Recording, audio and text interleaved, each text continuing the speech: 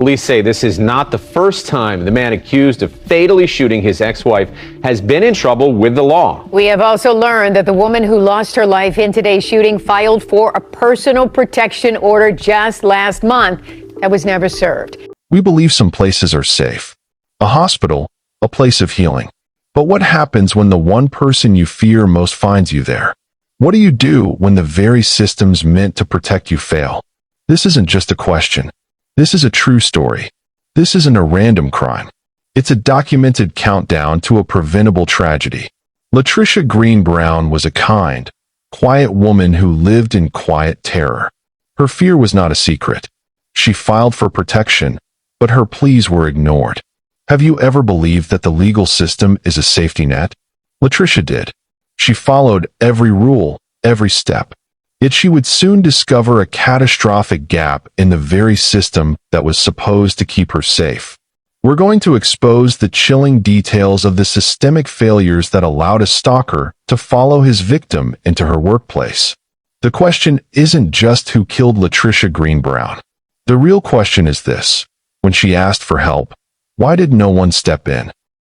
Before we go any further, if you believe that every person deserves to feel safe, and that their pleas for help should be heard, please hit the like button and drop a comment below. It helps get this story out to more people who need to see it. Welcome to True Crime Footprint, where we unveil the darkest mysteries and the most terrifying true crime tales.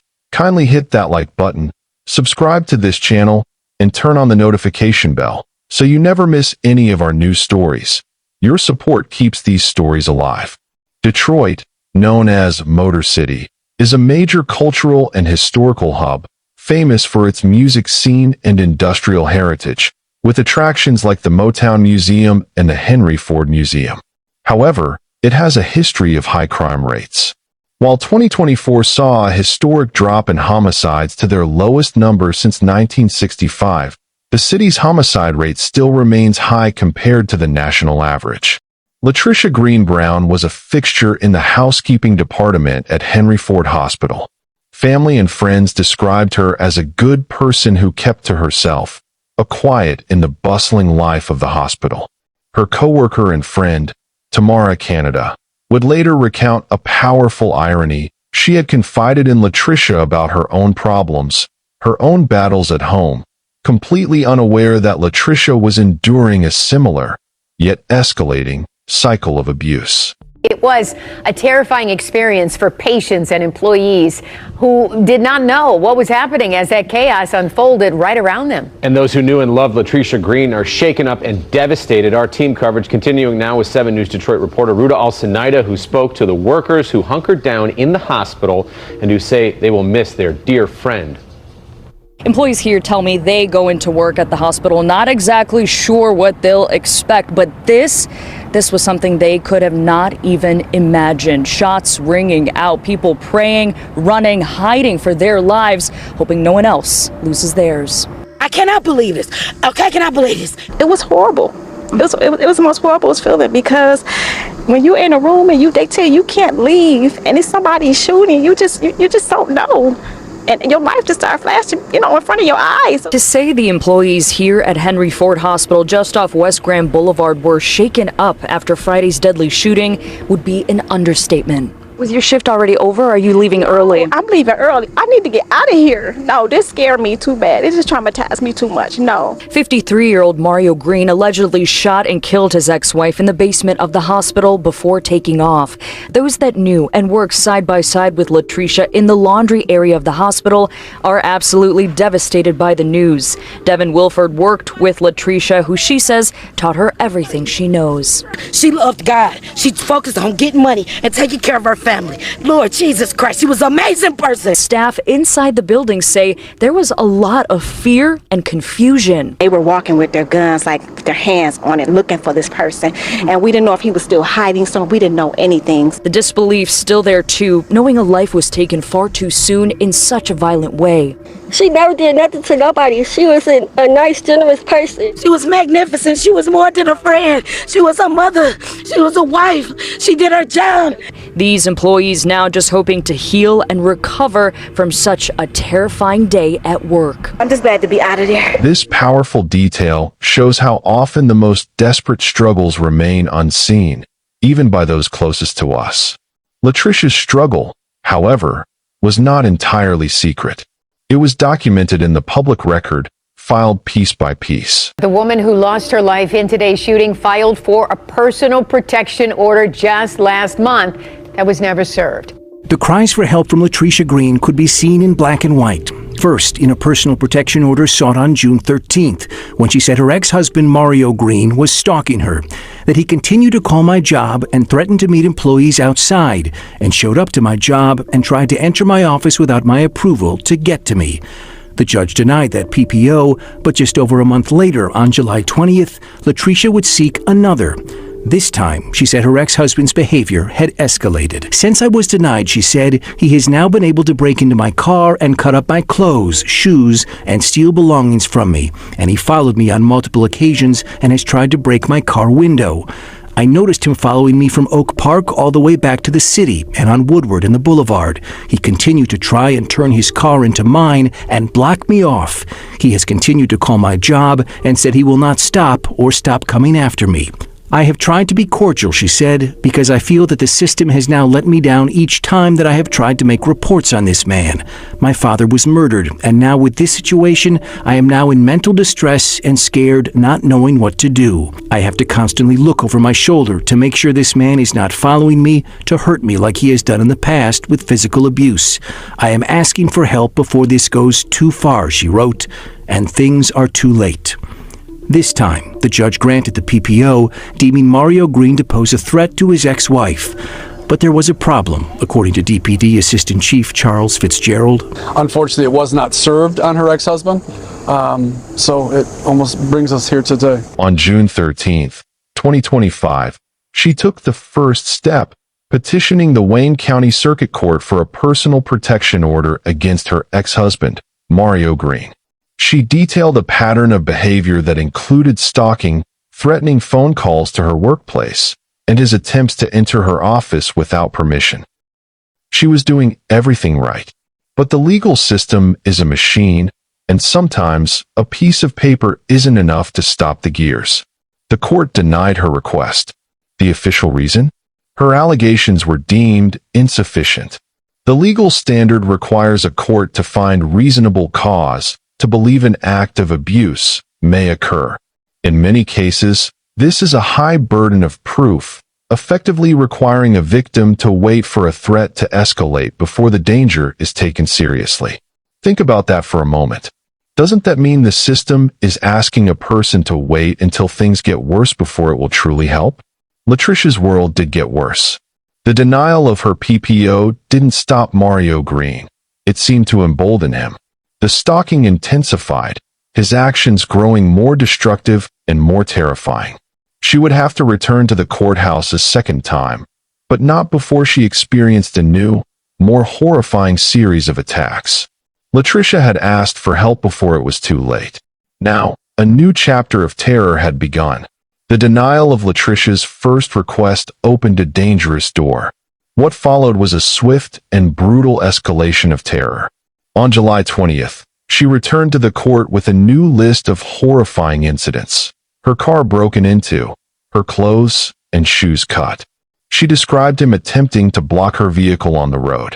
She wrote, "I am asking for help before this goes too far." This time, the court listened. On July 21st, the personal protection order was granted. A legal victory had been achieved. But a well-known vulnerability in the system would prove fatal. For a PPO to be enforceable, the person it is filed against must be formally notified. Mario Green was never served. The order sat as a piece of paper, without effect. Latricia had the law on her side, but her abuser had no idea. A false sense of security had been created. This final, lethal window of vulnerability would soon be shattered. The focus now shifts from the victim to her killer. To understand the full scope of this tragedy, We can't see Mario Green as a faceless figure in a headline.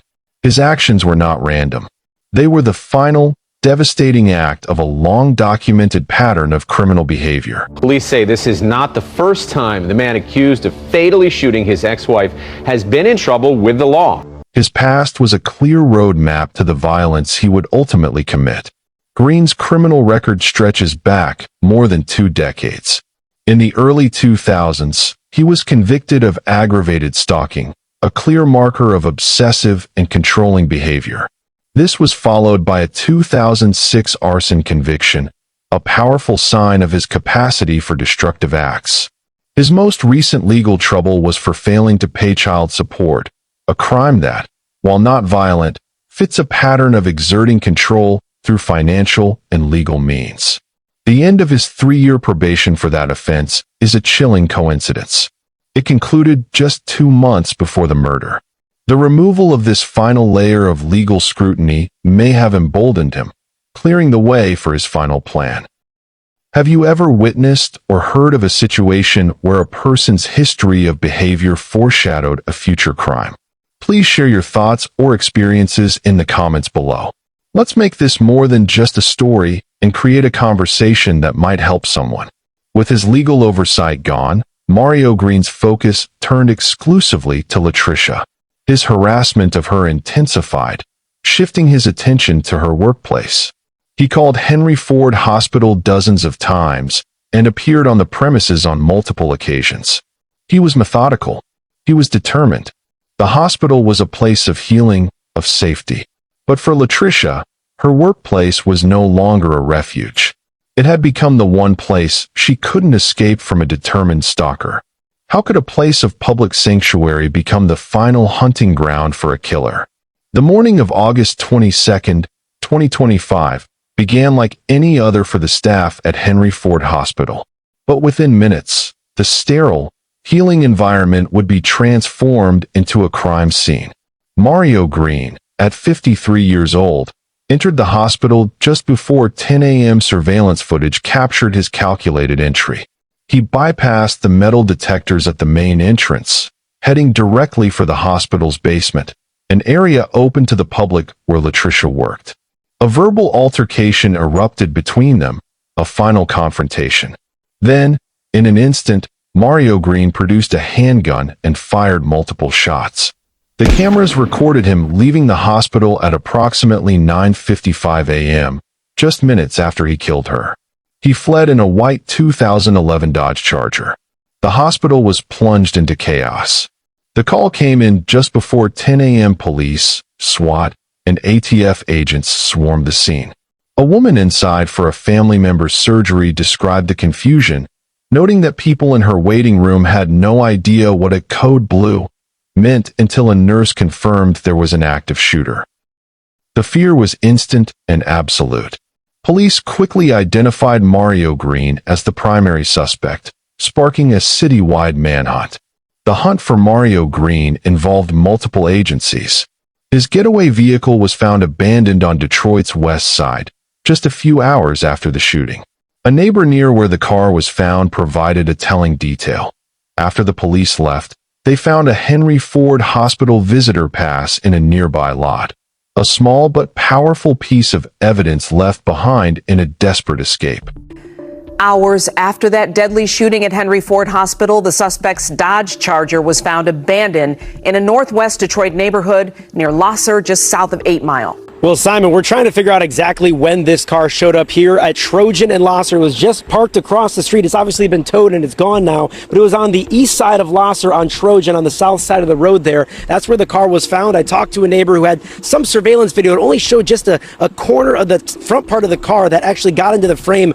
The police presence was so overwhelming until, it was just like, my goodness, what's going on? So I'm thinking it was an active shooter in this area, but apparently they were able to track him from the hospital. This was as far as he got. The manhunt ended peacefully, shortly before 3 a.m. the following day, when he was arrested without incident on LeMay Street.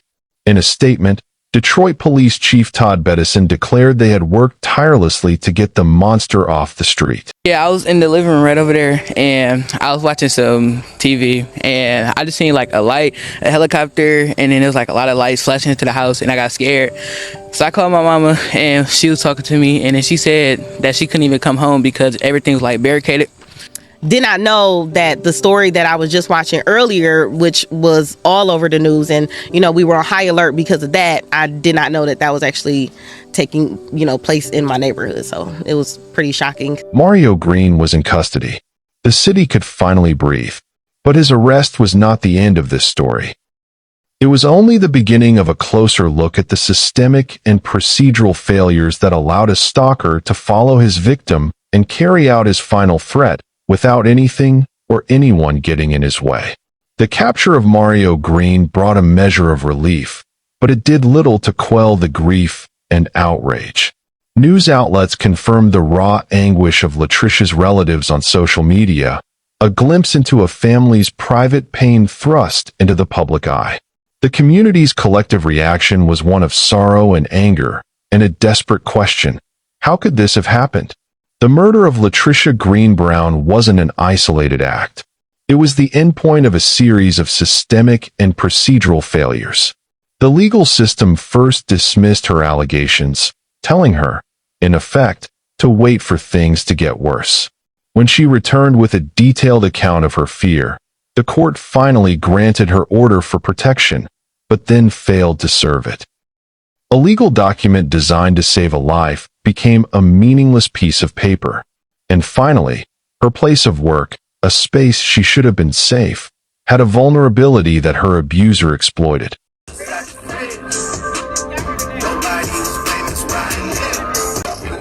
I'm officially auntie, bitch.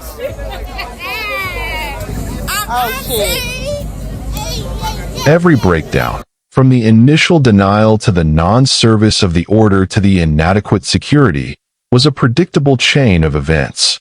The story of Latricia Green Brown is a grim reminder that violence in a relationship can follow a person anywhere.